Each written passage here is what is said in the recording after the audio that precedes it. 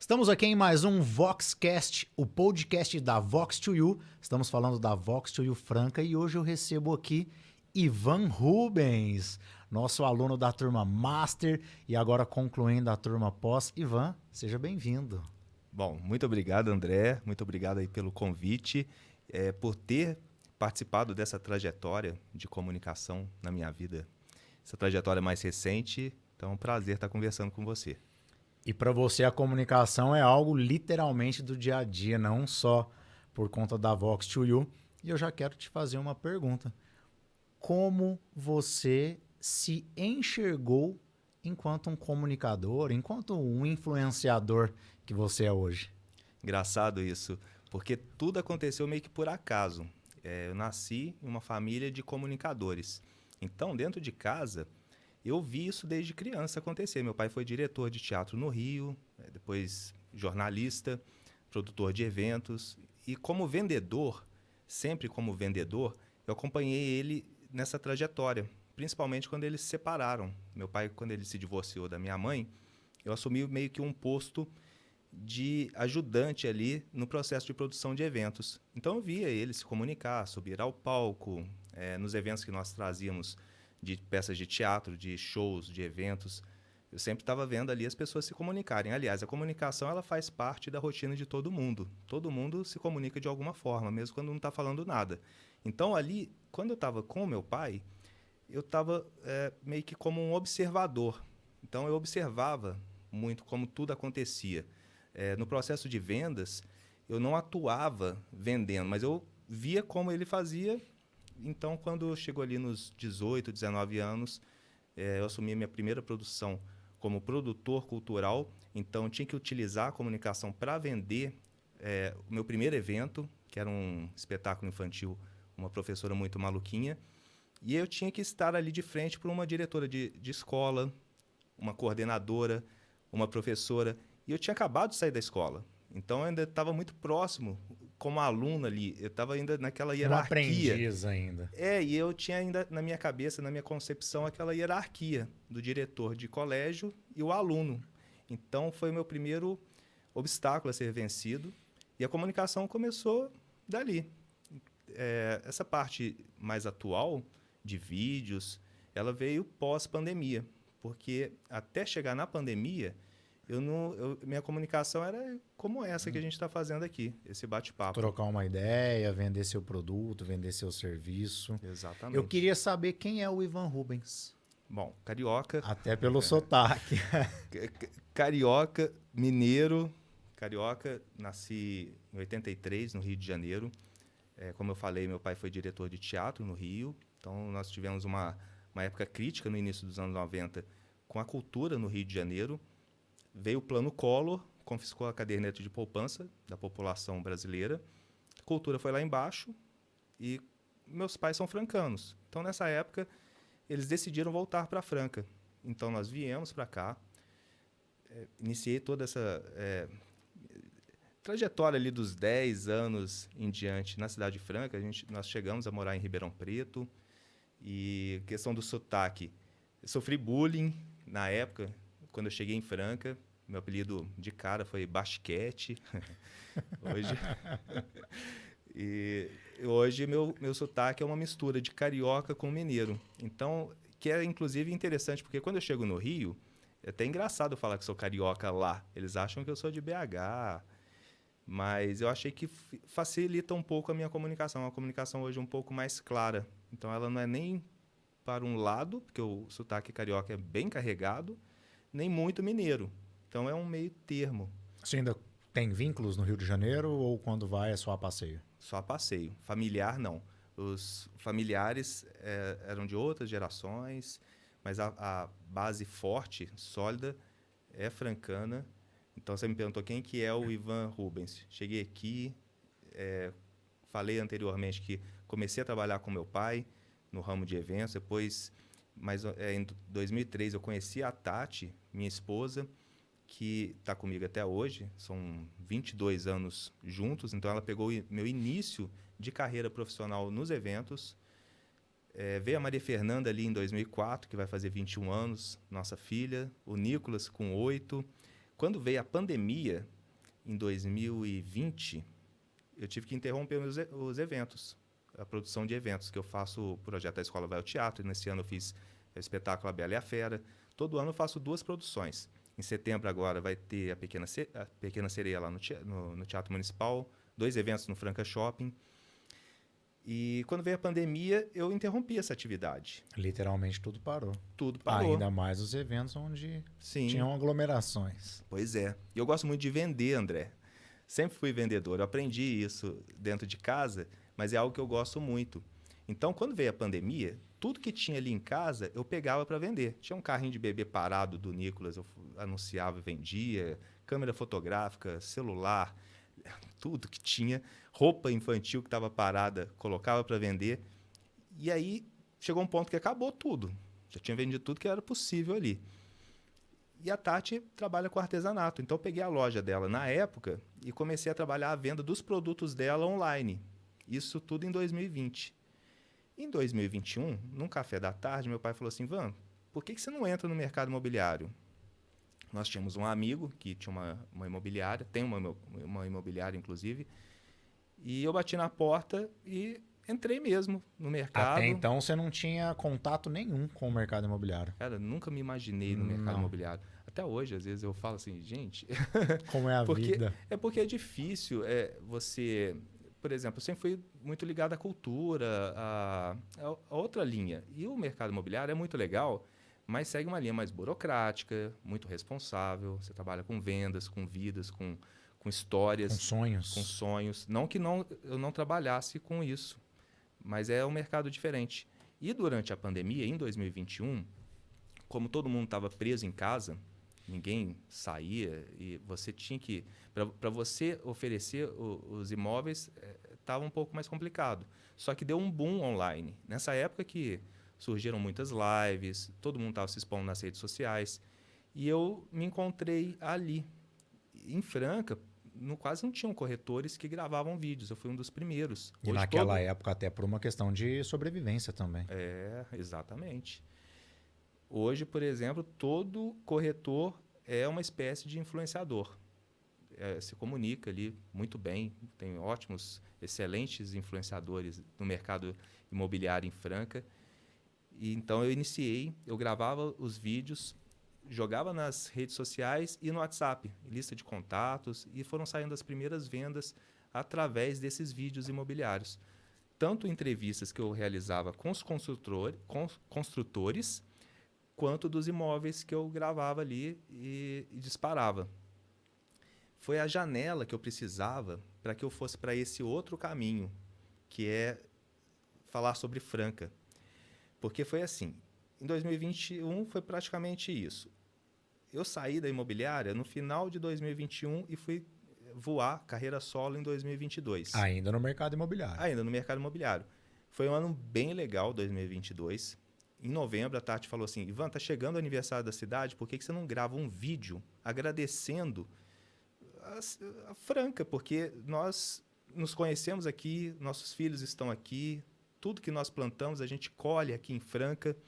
E eu gravei esse vídeo. E aí que foi o boom, porque a primeira vez eu não te conhecia pessoalmente, mas já havia te visto nas redes sociais. Olha que legal. Então o primeiro contato que eu tive com o perfil Ivan Rubens foi através de um vídeo sobre Franca. Olha que legal. Que então vem através desse momento, essa virada aí. Em 2022 foi a semente. Em 2023, no final do ano, eu já estava meio esgotado, que eu vinha de 2021, 22 e 23 no batidão ali do mercado imobiliário. E eu falei para a Tati que eu ia tirar um mês ali de descanso. Então eu ia pegar o mês de setembro e queria fazer nada. Só que eu não consigo ficar sem fazer nada. E aí eu tinha visto uma história sobre o relógio do sol, contando que o Frei Germano de Annecy esteve aqui no Brasil. Ele veio da França a convite de Dom Pedro II. Ele construiu o relógio do sol ali na Praça Central com a ajuda da população em 1886 e foi inaugurado em 87 junto com a estação ferroviária de Franca. Então foi um marco para a cidade. Eu achei a história muito legal. E aí eu escrevi um roteiro de vídeo para contar essa história do Relógio do Sol. Um roteiro que dava ali menos de 1 minuto e meio para contar essa história. E eu chamei um colega que gravava os meus vídeos e apresentei esse roteiro para ele. Ele falou assim, mas você só tem esse? Só vai fazer 1 ou 2 vídeos? Né? Eu tinha feito um esboço ali de mais alguma coisa, uns 2 ou 3 roteiros. E aí eu escrevi mais. Escrevi 10 roteiros. Antes de gravar, eu procurei alguns patrocinadores. Então, na época, encabeçaram o projeto a Unimed, o Franca Shopping, a Móvel GG e Chaminé Salgados. Eu tirei esse projeto do papel, gravei os 10 vídeos e foi um resultado além do que eu imaginava. Ali que foi o estouro para valer para nível esse regional, nacional até, não digo nem só regional. Esse material, as escolas de Franca trabalham em sala de aula. Muitos me chamaram para fazer palestra, me pediram o link com esses vídeos. Ao todo, depois eu fiz uma segunda temporada. Ao todo foram 21 vídeos gravados ali, roteirizados, com patrocinadores. Então, depois entrou Café Labareda, Construtora Copenhagen, Magazine Luiza. E uma série de entrevistas na rua com personalidades, pessoas que fazem história.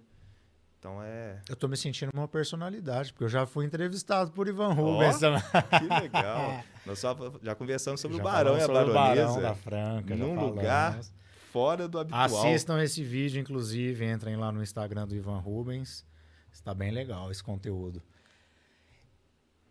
Eu queria te perguntar sobre o seguinte. Você começou a fazer esses vídeos, a princípio, numa forma de agradecimento à cidade que te acolheu, a cidade que abraçou sua família. Isso teve uma proporção gigantesca, regional, digo até que nacional. Até uma vez a gente estava conversando, você trouxe que pessoas, às vezes, do Brasil todo vêm, te chamam, estudam através dos seus vídeos também. Como que você conseguiu identificar, por exemplo, o seu público-alvo? Você tem um público-alvo específico, até com relação às plataformas que você usa, se é Instagram, se é TikTok, se é YouTube.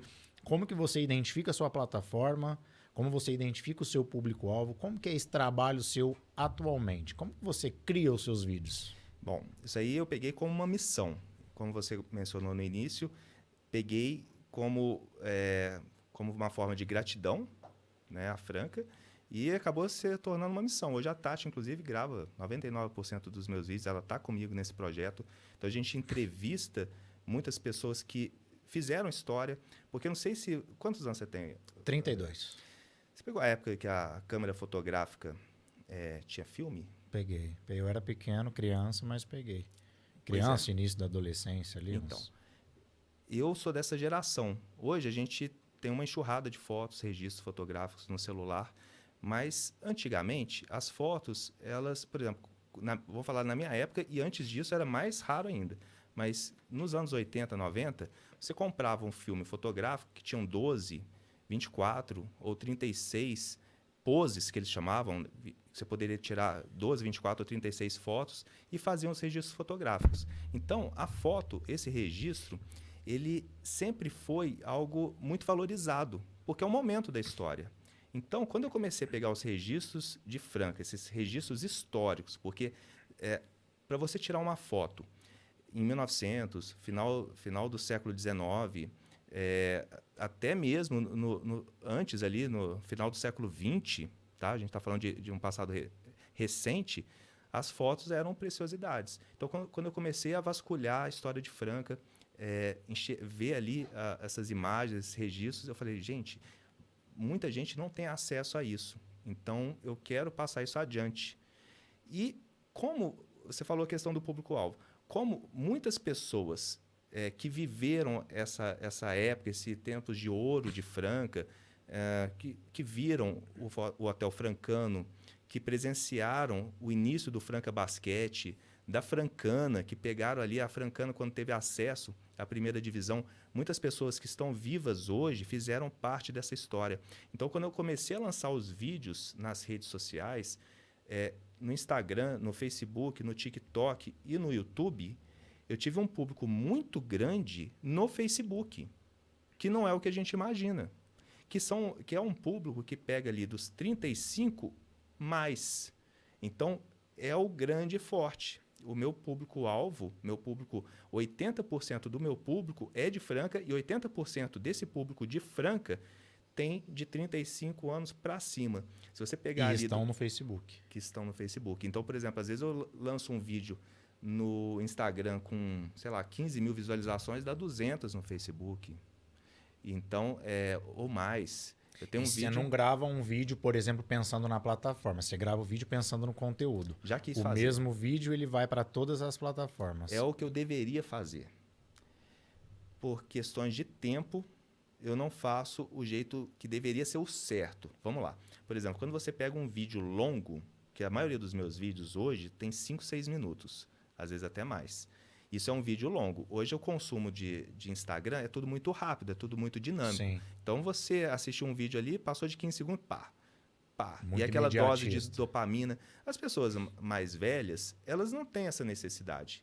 Então elas assistem um vídeo de 5, 6 minutos e falam assim, nossa, foi curto, queria mais, não vai ter uma segunda parte? É muito louco, eu vejo os comentários no Facebook, eles querem segunda parte. Pediram segunda parte de um vídeo que eu gravei com o senhor Eurípides, da Casinha Doce. Então, muda muito a questão da faixa etária. Por exemplo, no TikTok é consumo muito rápido, mas tem também dados muito certos, vídeos longos por lá. O Instagram, ele é mais limitado com relação a vídeos longos. Como eu te falei, às vezes um vídeo de 15 mil visualizações no Instagram dá 200, 250 no Facebook.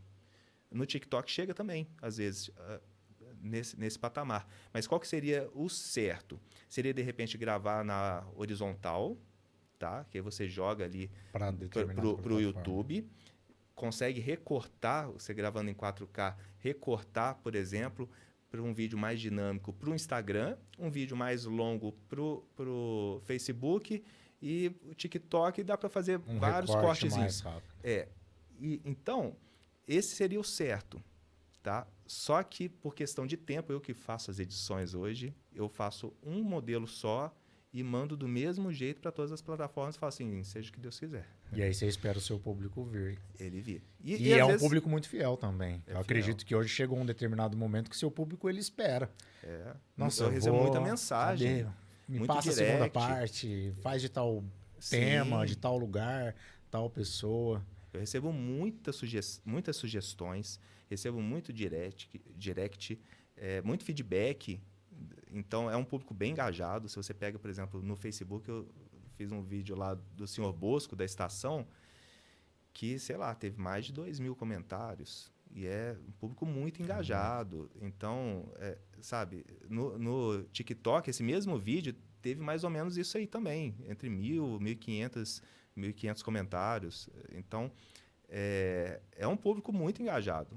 É bem legal. E é o que, inclusive, é a chaminha, né? Que você vai mantendo acesa e que te dá gás de falar assim, não, esse é o caminho, vamos continuar. Eu faço isso muito por hobby, porque eu continuo na produção de eventos, continuo no mercado imobiliário. Eu tenho um corretor, inclusive, que me ajuda no mercado imobiliário, porque hoje eu não dou mais conta de fazer atendimento. Então, os clientes que vêm até mim, eu tenho esse corretor que é responsável por fazer os atendimentos e vou fazendo do jeito que dá. Legal. Para a gente finalizar, eu tenho mais 2 perguntas para você. Primeiro, hoje, você se considera um influenciador aqui na cidade? E segundo, como que a Vox2U contribuiu para você nessa questão da gravação dos vídeos, enquanto influenciador, se você se considerar um influenciador, mas como um comunicador que você é? A questão da influência, a gente sempre está influenciando alguém, eu acredito. Né? Pode ser de forma positiva ou não, negativa. Mas eu me considero muito um criador de conteúdo e quando você cria um conteúdo com autenticidade, com alma, com verdade, de certa forma você está influenciando. Você está influenciando porque você não sabe como esse conteúdo chega em outra pessoa. Então, no dia, de repente, dependendo do dia, como chega em outra pessoa, pode transformar uma realidade, pode mudar o dia daquela pessoa. Com certeza. Pode falar assim, isso aqui é legal, quero fazer alguma coisa nesse sentido também. O impacto que você pode causar em outra pessoa. Então, não é tanto influência no sentido de venda, mesmo porque até quando eu faço alguma parte comercial, eu prefiro que seja algo mais indireto do que compra, porque eu acho que isso já está muito saturado. Hoje eu vejo que muitas pessoas que encararam a profissão de influenciadores estão muito nesse compra, compra, compra, viraram garotos propaganda, mas sem aquela identificação pessoal, às vezes, com a marca, com o que está fazendo ou com o que está falando. Sim. Então, eu sigo muito esse princípio. Para mim, tem que casar muito com o que eu acredito, com o que eu estou vivendo, com os meus gostos pessoais. Até por isso que eu não saio fazendo muita coisa. A Vox to You entrou num momento importante na minha vida porque eu recebi convites para fazer palestras em alguns colégios. E eu não me sentia preparado, porque a comunicação que a gente faz aqui, no vídeo, numa mesa de gravação, na rua, é diferente do que você faz ali num palco com uma plateia, que você tem que olhar no olho, você tem que sentir o público. Às vezes o público não está reagindo como você imagina, então você tem... É uma outra sensibilidade. E é diferente essa comunicação. Então a Vox to You, ela chegou ali para somar, para complementar no momento que eu estava precisando. Então conheci na época o Rian, o Pablo, que não estão mais aqui, o Cairo, você e toda uma equipe fantástica ali dentro da Vox to You, que foram peças-chaves, são peças-chaves para que eu continue e saia daqui para outros estágios. Então, você, por exemplo, na semana passada eu te liguei e falei assim, André, estou com uma palestra para uma garotada da ETEC, alunos ali na faixa dos 15, 16 anos, me ajuda a montar isso aqui. E agora? Como é que vai ser, né? E aí, nós fizemos uma mentoria, você me deu um norte, eu saí dali confiante. Olha o tanto que é importante. É legal você conversar com outras pessoas e ter essa oportunidade. Então, foi muito importante eu sair dali e me sentir preparado. Então, eu achei que eu não daria... Foi um sucesso a palestra. Foi, eu achei que eu não daria, sei lá, conta de ficar 10 minutos no palco. Eu fiquei quase meia hora. E foi indo. E se pudesse, é porque tinha mais 2 pessoas para falar, senão você tinha discorrido até. Então, essa confiança ela é importante. E a gente vai adquirindo com a prática. E eu sempre fui um garoto tímido. E eu fui superando isso. E é legal quando você supera, porque te traz uma satisfação grande a superação. Você atravessar os obstáculos. Se você pegar meu primeiro vídeo imobiliário, eu parecia um robô. Então, a gente vai lapidando essa comunicação, vai melhorando. Primeira vez que eu subi no palco da Vox to You, eu falava de um jeito, e aí você vê no final do processo, você já está falando em outro formato. Então, essa satisfação, essa evolução, ela é muito legal. Vai se tornando natural. Sim. Você vai ganhando mais confiança, entra a questão literalmente da autoconfiança, da segurança, somada às técnicas. Com certeza. E que bom ver aí finalizando essa pós. Ivan, gostaria de agradecer e principalmente parabenizá-lo pela conclusão do curso pós. Te agradecer aí pelo nosso bate-papo. Com certeza a sua história ela é mágica, ela é linda. Nessa área da comunicação, continue gravando seus vídeos. Então, para você aí de casa, Ivan Rubens Oficial, vídeos sobre Franca, são sensacionais. Esse foi o nosso Voxcast, Vox to You Franca, muito mais que oratória. Valeu!